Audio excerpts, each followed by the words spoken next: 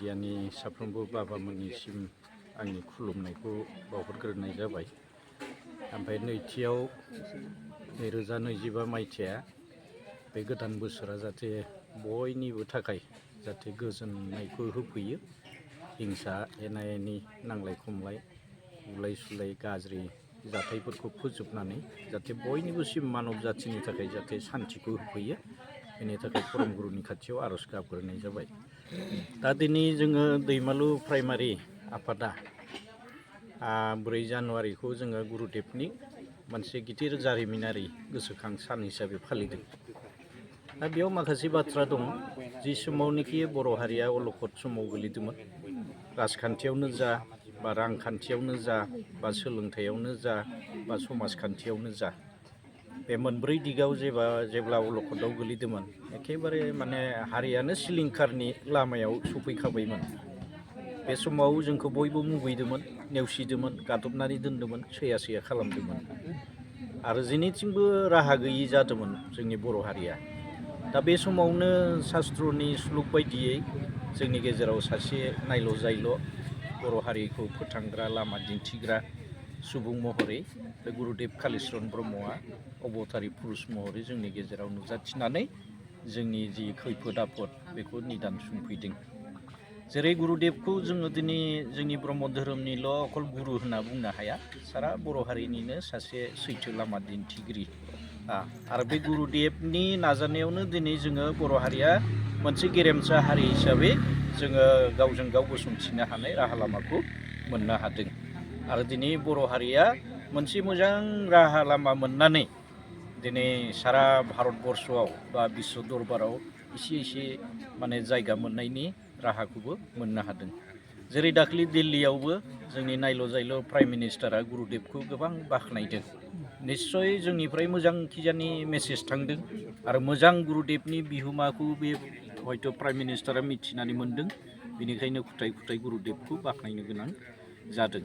दा बे 4 जानुवारि गोसोखां सानखौ जोंनि दैमालु दालाइ आफादा, ब्रह्म धोरोम दालाइ आफादा थांनाय 2017 मायथाइनिफ्रायनो बेखौ फालिबोदों।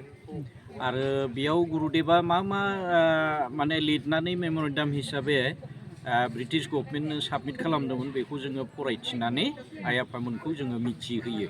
दा दिनै 9 बोसोराव आगान सुरबाय बे हाबाफारिखौ लानाया। दा जोङो डाइरेक्टलि बुंनो हायो जे नर्थ इस्टआव खुनु प्राइमारि आनसलिक बा जिल्लाया बे हाबाफारिखौ लायाखै।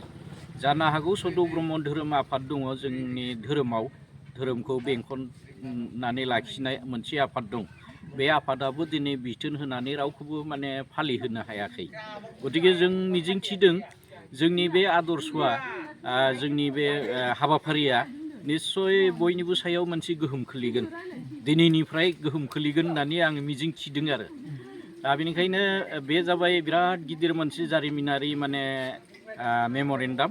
जिहेथु बै समाव जोंनि गवालपारा डिस्ट्रिक्टखौ पश्चिम बंगआव दाननानै हरनो नागिरदोंमोन बा दाननानै लांनो नागिरदोंमोन ब्रिटिश गभर्नमेन्टआ। माने जोंहा आसामाव अस्तित्व गैयि जागौमोन आरो। नैबेखौ बासायनो थाखायबो गुरुदेबा माखासे प्रटेक्टेड हिसाबै माने हमना ला हेंथा खालामनो थाखाय बे मेम'रेन्डामखौ लिरदोंमोन। फारसेथिं बर'फोरखौ क्रिमिनेल हारि हिसाबै बै समाव माने गुबुन हारिनि नारसिननायाव ब्रिटिशाबो क्रिमिनेल हारि हिसाबै माने माबादोंमोन, बेखौबो माने होबथानो जुनै बे मेम'रेन्डामखौ लिरदोंमोन। बेनिफ्राय आरो जोङो बर' रेजिमेन्ट नागिरदोंमोन। जिहेथु बर' रेजिमेन्ट मोनोब्ला जोङो हारि हिसाबै थांना थागौमोन आरो जोंनि गथ' गथायफ्रा खुब माने एंगेज जागौमोन। दा बेखौ सिमां बायदि नुनानै गुरुदेबा माखासे बेखौ लिरनानै मेम'रेन्डाम हिसाबै साबमिट खालामदोंमोन। थिग बिदिनो गोबां दं, गोबां माने 12टा पइन्टखौ लानानै ब्रिटिश गभर्नमेन्टनो मेम'रेन्डामखौ होनाय जादोंमोन। बे समाव नर्थ इस्टनि राजधानिया शिलंआवमोन। गतिके शिलंआव थांनानै बे मेम'रेन्डामखौ होदोंमोन।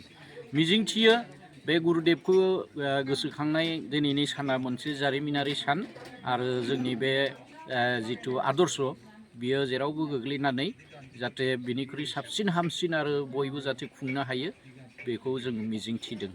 आरो जाखिनि भक्त दिनै जोंनि बेयाव फैदों आइ आफामोना बयबो गुरुदेबनि सोमोन्दै मिथिखायो। मिथिनायखायनो दिनै बे बाबाखौ सुंग्रिनानै जोंनि बे हाबाफारिखौ गोजोनै जोङो मावफुंसारदों।